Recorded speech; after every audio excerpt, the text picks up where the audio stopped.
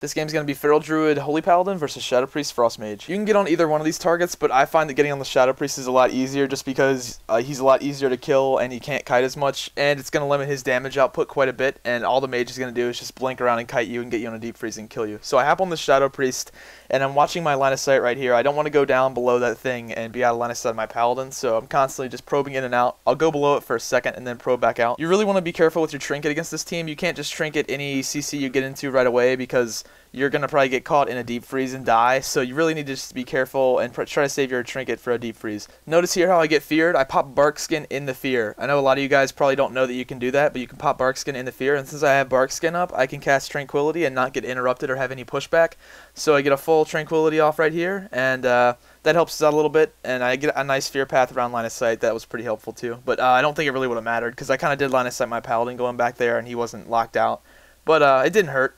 They get a nice double fear right here, but it's not too dangerous because the priest is really low and the mage is cyclone, so it's not that big of a deal, and the priest is back there hoping, so they're playing really defensively. Now this is the part of the game where you just want to keep the pressure on them. You don't want to let off a bit. You don't want to try to line of sight and drink or do anything else. You just want to keep the pressure on this team because they have their backs against the wall. The priest pops dispersion right here, and my favorite thing to do when someone pops dispersion is spam mangle into them for combo points and get all my bleeds up, so when they do come out of that dispersion, it's just going to rock their world.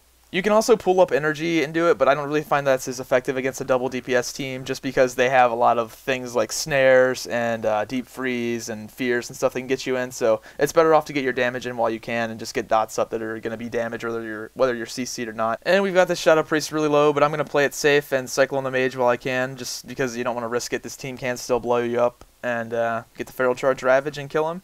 And I'm in a deep freeze right here, but it's not too bad. My Paladin's not CC'd and we get the kill. That's it for this game. Be sure to check out my other video where I have the same game but with event recording so you can see how we communicate. And be sure to thumbs up, favorite, and comment on this video if you liked it. I would very much appreciate it. And thanks for watching.